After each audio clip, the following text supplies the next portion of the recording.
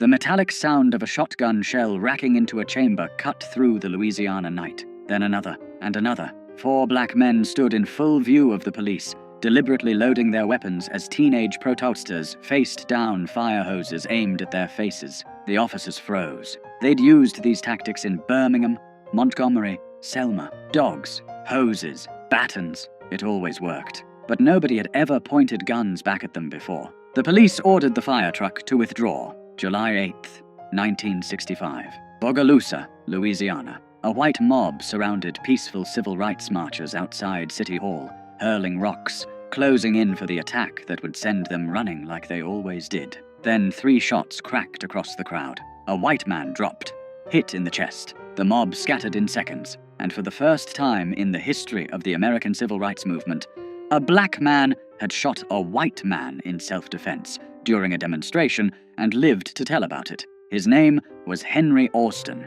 He was 21 years old, and he was a deacon for defense and justice. This is the story that history tried to forget. The story of Black World War II and Korean War veterans who came home from fighting for freedom abroad and decided to fight for it at home. Not with sit-ins, not with marches, not by turning the other cheek. With loaded M1 rifles, military discipline, and a simple promise. If you come to kill us, we will kill you first. When the Ku Klux Klan came riding through black neighborhoods at midnight, these men were waiting in the darkness. When white mobs attacked civil rights workers, these men formed armed perimeters. When Martin Luther King Jr. preached non-violence, these men said, "God bless you, but we'll be over here with the shotguns." And in 4 short years, they did something no one thought possible. They made the Klan afraid. The northern Louisiana mill town of Jonesboro seemed like an unlikely birthplace for armed resistance. Population 5,000, half black, half white,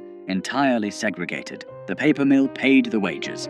Jim Crow wrote the rules, and by 1964, those rules were being challenged by the Congress of Racial Equality, known as CORE. CORE had established a freedom house in Jonesboro that spring, bringing in young activists, many of them white, to help register black voters. Their presence enraged white Jonesboro. To the local Klan, these outside agitators represented everything they feared about the changing South. So in July 1964, the Klan decided to make an example of them. 5 black churches burned. The Masonic Hall burned. A Baptist center burned. All in the space of a few weeks. The Freedom House itself came under repeated attack. Shots fired through windows at night. Rocks through windshields during the day. The pattern was familiar throughout the South. Terror without consequence. Violence without arrest. But Jonesboro had something most rural southern towns didn't have. It had a significant population of black men who'd fought in World War II and Korea. Men who knew how to handle weapons.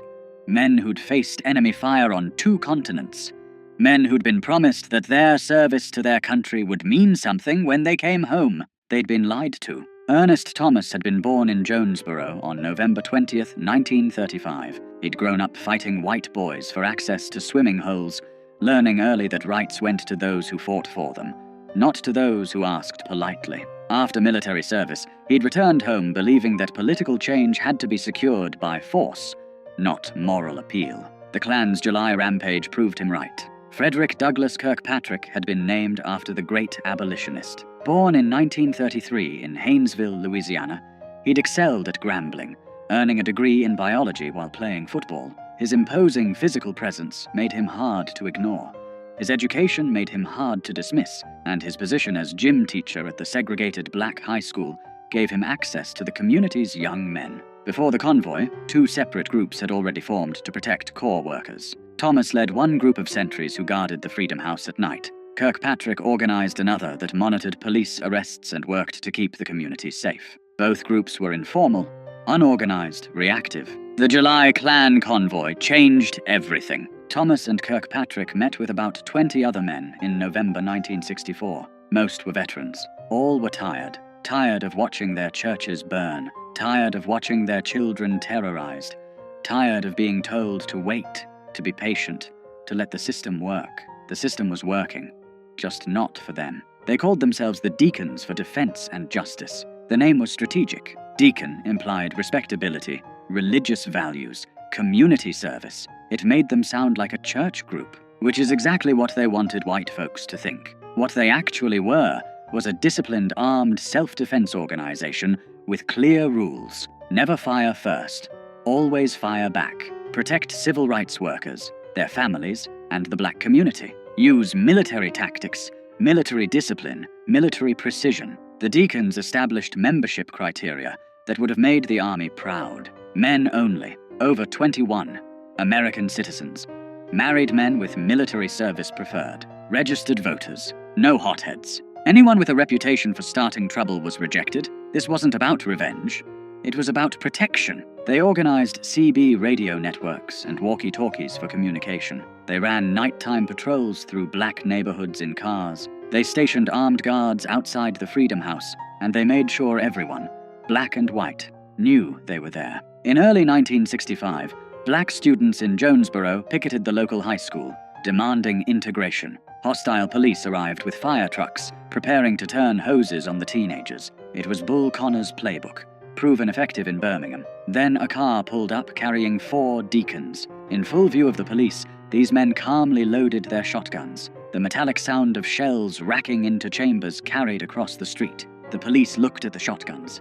They looked at the men holding them, men who clearly knew how to use them, and they ordered the fire truck to withdraw. It was the first time in the 20th century that an armed black organization had successfully used weapons to defend a lawful protest against an attack by law enforcement. The students continued their protest, unmolested. Word spread about the men with guns, about the Klan backing down, about a new kind of resistance. Then core workers in Jonesboro shared something remarkable. After the successful library integration, the Ku Klux Klan burned crosses in response, as they always did. But the Deacons wrote leaflets threatening to kill anyone who burned another cross. They had black housekeepers distribute these leaflets directly into white homes. The cross burnings stopped. In February 1965, Kirkpatrick and Thomas received an urgent message from Bogalusa, Louisiana, 300 miles to the southeast. Black activists there were under siege. They needed help. February 21st, 1965. The day Malcolm X was shot in New York, Kirkpatrick, Thomas, and a Corps field secretary traveled to Bogalusa to organize the Second Deacons chapter. If Jonesboro had been difficult, Bogalusa was a nightmare. The city of 22,000 was a company town, dominated by Crown Zellerbach, a massive paper mill operation. Roughly 40% of residents worked for the company. 70% of the city's taxes came from Crown Zellerbach employees, and approximately 100 of those employees were Ku Klux Klan members. The mill embodied segregation. Black workers couldn't eat with whites, couldn't sit in the same break rooms, couldn't use the same restrooms, couldn't hold supervisory positions no matter how qualified. They did the hardest, dirtiest, most dangerous work for the lowest wages. When they complained, they got fired. When they organized, they got killed. In early 1965, Washington Parish hired its first black deputy sheriffs. Within weeks, both were targeted. One was Ambas, innated. The other barely survived an attack in the small town of Varnado, just north of Bogalusa. The killers were never apprehended. The message was clear. Black people in positions of authority would be removed by any means necessary. Into this environment stepped 3 men who would lead the Bogalusa Deacons: Robert Hicks, A.Z. Young, and Charles Sims. All worked at Crown Zellerbach. All had reached their breaking point. Charles Sims became the face of the Bogalusa Deacons. A World War II veteran, he was described by journalists as grizzled, intimidating, with beady eyes and a gap where 2 teeth should be. Jet magazine called him the man most feared by whites in Louisiana. When reporters asked if he'd ever been arrested for battery, Sims estimated about 20 times. When they asked, battery with what? He just held up his fists. But Sims's public persona as a tough guy masked something more important: tactical discipline. He understood that protection required deterrence, and deterrence required fear. If white segregationists believed the Deacons were more dangerous than they actually were, so much the better. The goal wasn't to fight. It was to make sure fighting never became necessary. Robert Hicks had publicly demanded that black workers at the mill receive equal promotion opportunities. This made him a target. In early 1965, a coffin appeared in his yard with his name painted on the side.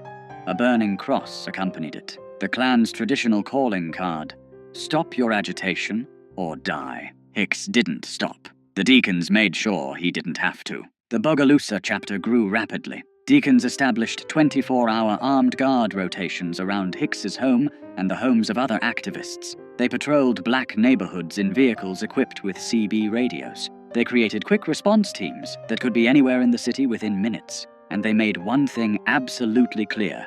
If you attacked a black person in Bogalusa, you would be shot. In spring 1965, a young deacon named Henry Anniston, a 21-year-old insurance collector, finished his rounds in Washington Parish as the sun set. Heading back toward Bogalusa down a dirt road, he noticed headlights behind him. They came closer, too close. Anniston realized he was being pursued by Klansmen. The cars chased him to a bridge. They pulled alongside, trying to force him off the road. Anniston had two choices: die or fight. He chose to fight. Opening fire with his pistol through his own car window, he hit the lead vehicle.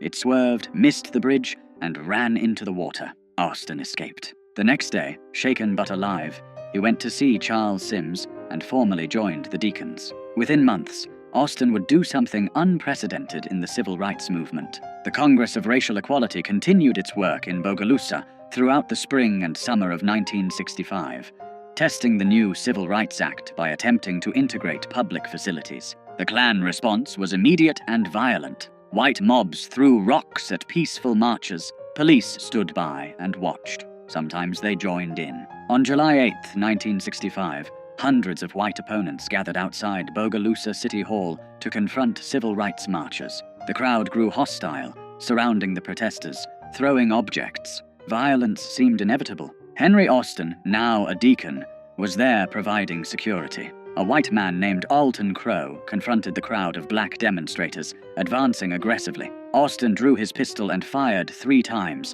hitting Crow in the chest. The mob dispersed instantly. Crow survived. So did Anniston. And that night, Charles Sims reportedly said to FBI informants, a brand new Negro was born. It was the first time during the civil rights movement that a black man had shot a white man in self-defense during a demonstration and survived to tell about it. The psychological impact rippled through both communities. For black residents of Bogalusa, it proved that armed self-defense worked.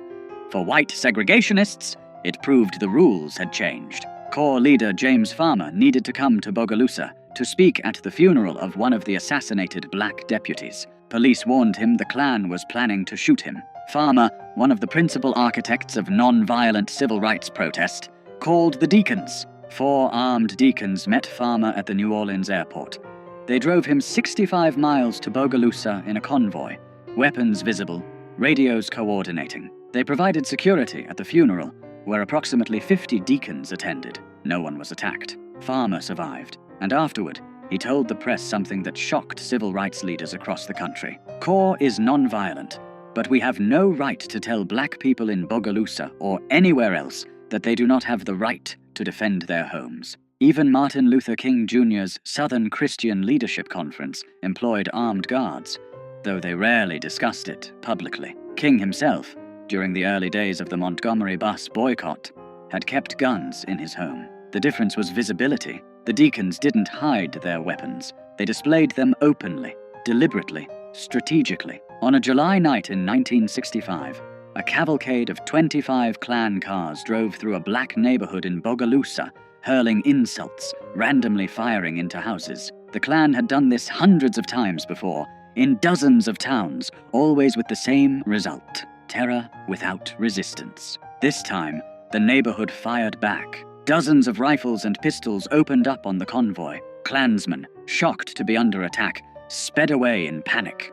Some vehicles running into ditches in their haste to escape. They never came back. One deacon leader remembered, they finally found out that we really are men, and that we would do what we said, and we meant what we said. The escalating violence forced the federal government's hand. The Department of Justice, which had been reluctant to challenge local police departments that collaborated with the Klan, finally acted. In July 1965, using Reconstruction-era laws, federal authorities ordered local police to protect civil rights workers. FBI agents flooded the region. Federal prosecutors began building cases against Klan members. By the end of 1965, the Louisiana Klan had been devastated. Membership collapsed. Cross burnings nearly ceased. Night riding stopped. Federal surveillance and prosecution, combined with armed black resistance, had accomplished what decades of non-violent protest alone could not. The Deacons expanded rapidly.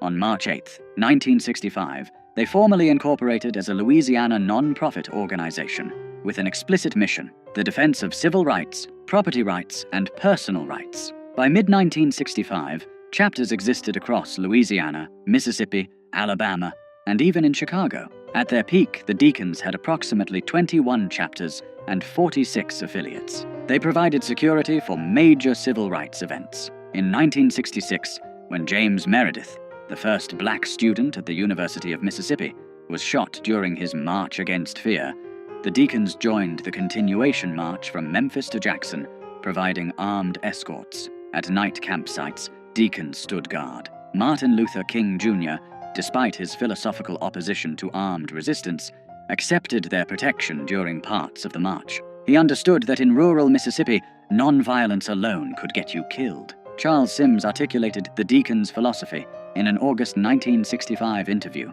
"The reason why we had to organize the Deacons in the city of Bogalusa was the black people and civil rights workers didn't have no adequate police protection. When the white power structure found out that they had men, black men that had made up their minds to stand up for their people and to die if necessary for their people, they started acting a little different." Asked about the Second Amendment, Sims was direct. "I think a person should have the right to carry a weapon in self-defense. We found out in Bogalusa that the Louisiana state law that says a man can carry a weapon in his car as long as it's not concealed meant for the white man. It didn't mean for the colored." The Deacons operated under strict rules of engagement. They pledged their lives for the defense of justice and their community, but only in defensive situations. Charles Sims repeatedly emphasized this to members and media. "We will never go on the offense.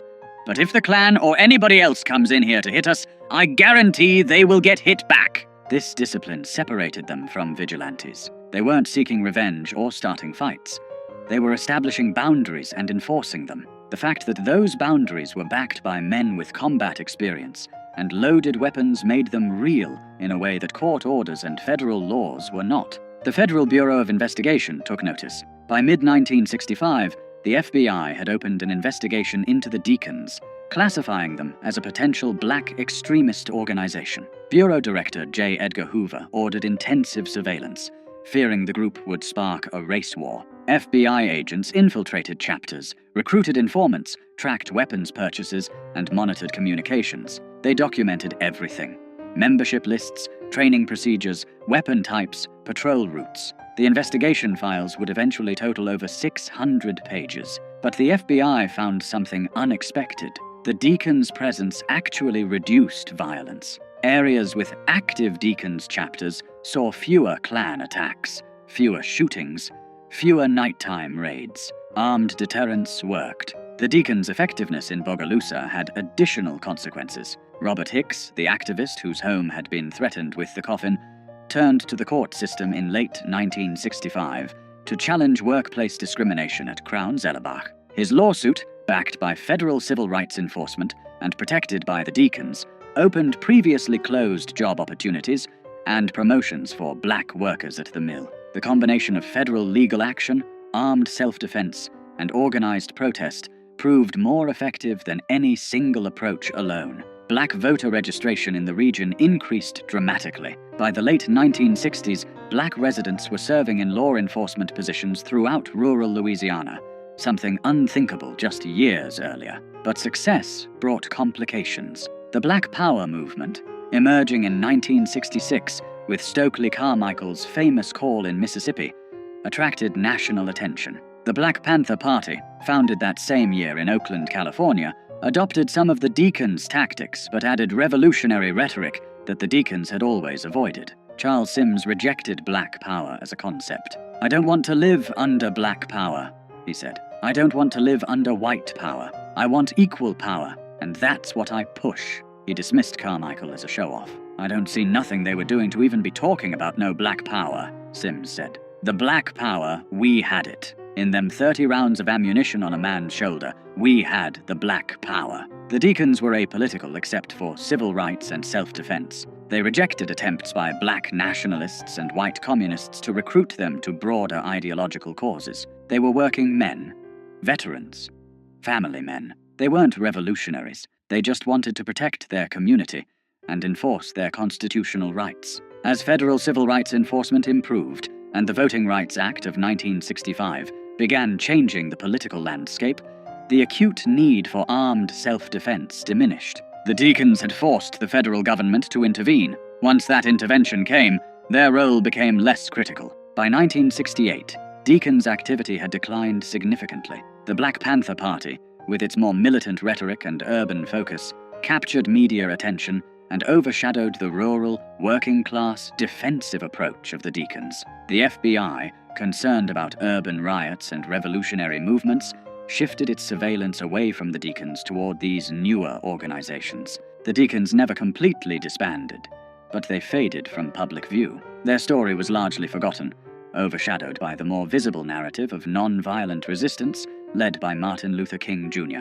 History books mentioned them briefly, if at all. The civil rights movement, as taught in schools, emphasized peaceful protests and moral suasion, not armed veterans establishing defensive perimeters. Frederick Douglass Kirkpatrick moved to New York, became a minister, and dedicated himself to teaching black history through music. He recorded several albums with Smithsonian folkways, including songs honoring civil rights leaders and the deacons themselves. He died in 1986. Charles Sims remained in Bogalusa, continuing to advocate for equal rights through legal means. Robert Hicks stayed active in the community until his death in 2010. His home was listed on the National Register of Historic Places in 2015, recognized as the birthplace of the Bogalusa Deacons Chapter. Plans for a civil rights museum at the site continue. Ernest Thomas's later life remains less documented, but his role as co-founder ensured his place in the hidden history of armed resistance during the civil rights movement.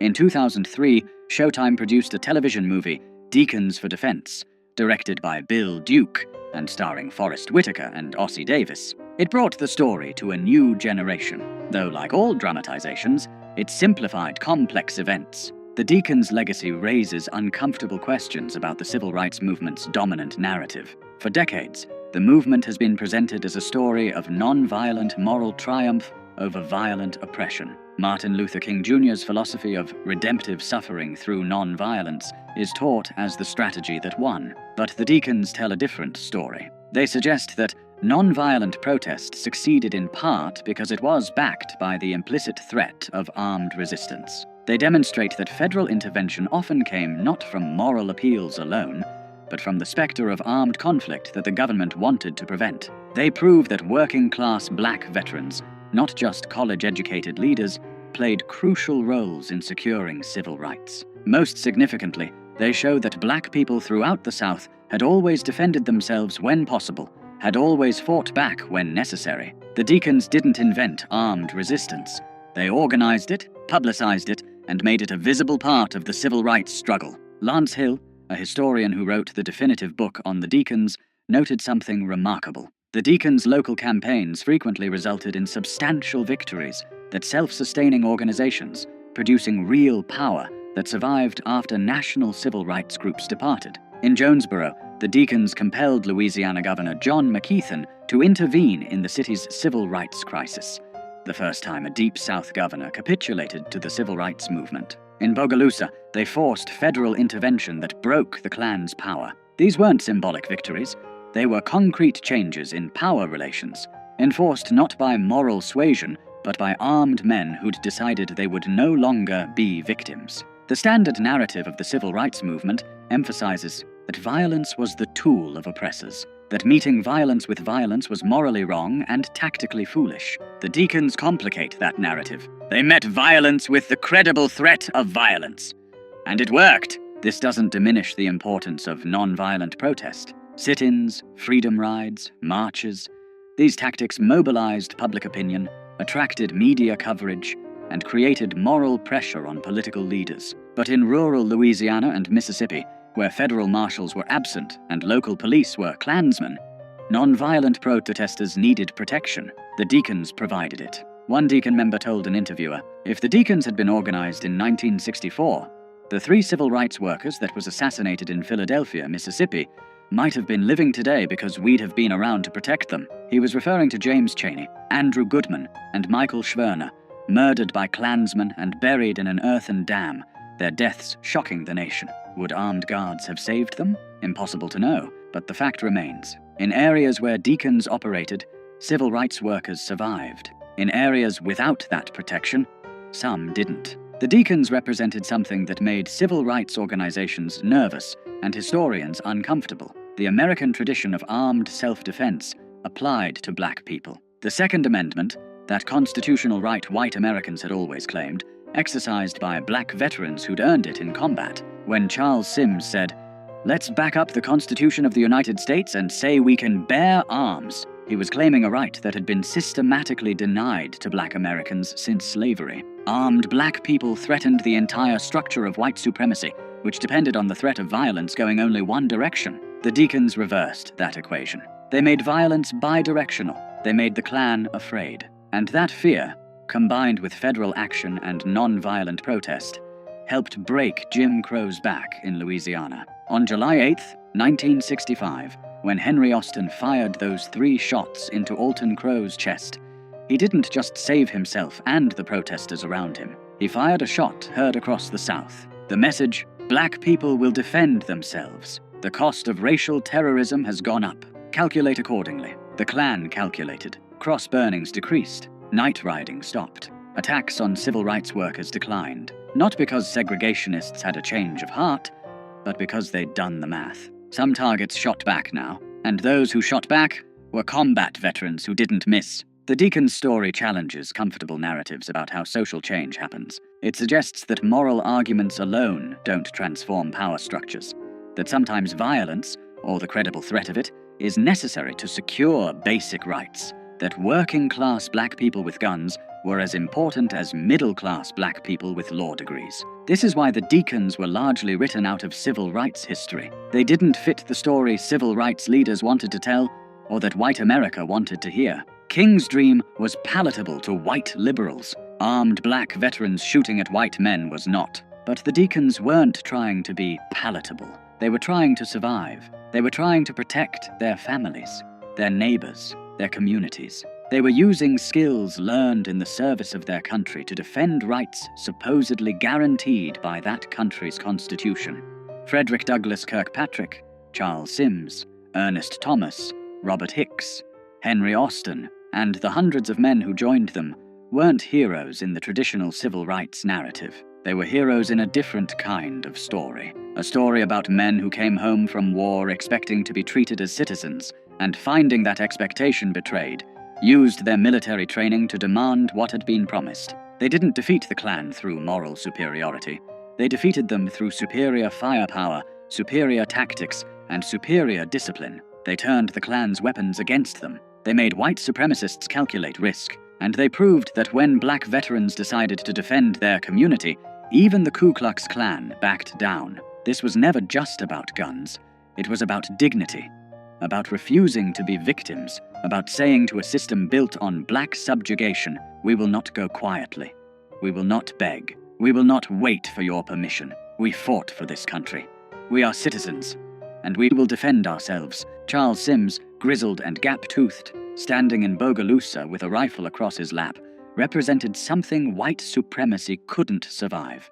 A black man who refused to be afraid. Multiply that man by hundreds, arm them with military training and modern weapons, organize them with military discipline, and you have what the deacons for defense and justice actually were. Not a revolutionary army, not black nationalists, just American veterans exercising their constitutional rights. When the shooting finally stopped, when the Klan retreated, when federal law enforcement finally arrived to do its job, the deacons had accomplished something historians still struggle to fully acknowledge. They had protected their community through armed resistance, forced government intervention through the threat of escalating violence, and proved that sometimes the only effective response to terror is the credible promise of retaliation. In Jonesboro, Louisiana, in November 1964, when Ernest Thomas and Frederick Douglass Kirkpatrick called that first meeting of combat veterans, they weren't starting a revolution. They were finishing one. The revolution begun by black soldiers who fought in 2 world wars, came home to Jim Crow, and decided they'd fought their last war for other people's freedom. This time, they'd fight for their own. The Deacons for Defense and Justice existed for less than 4 years as an active organization. But in that time, they changed the calculation of racial violence in the Deep South. They proved that black communities could defend themselves. They forced the federal government to intervene. And they demonstrated that the Second Amendment applied to black veterans too, whether white supremacists liked it or not. When history remembers the civil rights movement, it remembers the marches, the sit-ins, the speeches, the songs. It should also remember the sound of shotguns racking rounds into chambers, the sight of combat veterans standing guard, and the moment the Ku Klux Klan realized that this time, someone would shoot back.